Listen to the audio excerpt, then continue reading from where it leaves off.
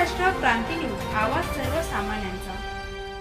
नाशिक ग्रामीण पोलिसांची मोठी कारवाई। पिंपळगाव टोलनाका परिसरात 535 किलो गांजा जप्त, 1 कोटींचा मुद्देमाल हस्तगत। नाशिक ग्रामीण पोलिसांनी अंमली पदार्थांच्या तस्करी विरोधात मोठी कारवाई करत पिंपळगाव टोलनाका परिसरातून 535 किलो गांजा जप्त केला। या कारवाईत एका संशयिताला अटक करण्यात आली असून गांजा, पिकअप वाहन, मोबाईल फोन व रोख रक्कम असा एकूण 1,12,14,000 रुपयांचा मुद्देमाल जप्त करण्यात आलाय।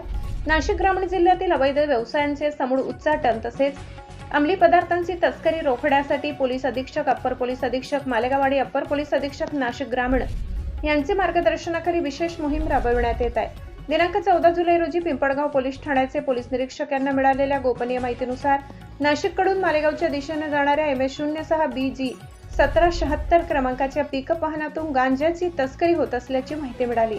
त्यानुसार पोलिसांनी पिंपळगाव टोल नाक्यावर सापळा रचून वाहन अडविले। वाहनाची पंचाशमक झडती घेतली असता त्यामध्ये 535 किलो वजनाचा गांजा आढळून आलाय। या प्रकरणी राहुल शांताराम पाटील वय 33 राहणार मुटकी, जिल्हा धुळे याला ताब्यात घेऊन अटक करण्यात आली। या प्रकरणी पिंपळगाव पोलीस ठाण्यात गुन्हा क्रमांक 201-226 अन्वये NDPS कायदा कलम 8 क व 20 ब 2 क अंतर्गत गुन्हा दाखल करण्यात आला असून पुढील तपास सुरू आहे। नाशिक ग्रामीण पोलिसांनी अंमली पदार्थांच्या तस्करी विरोधात कठोर भूमिका घेतली असून अशा प्रकारच्या अवैध कारवायांवर भविष्यात सातत्याने धडक कारवाई सुरू राहणार असल्याचे पोलिसांनी स्पष्ट केले। महाराष्ट्र क्रांती न्यूज साठी वृत्त संकलन विभाग, पिंपळगाव।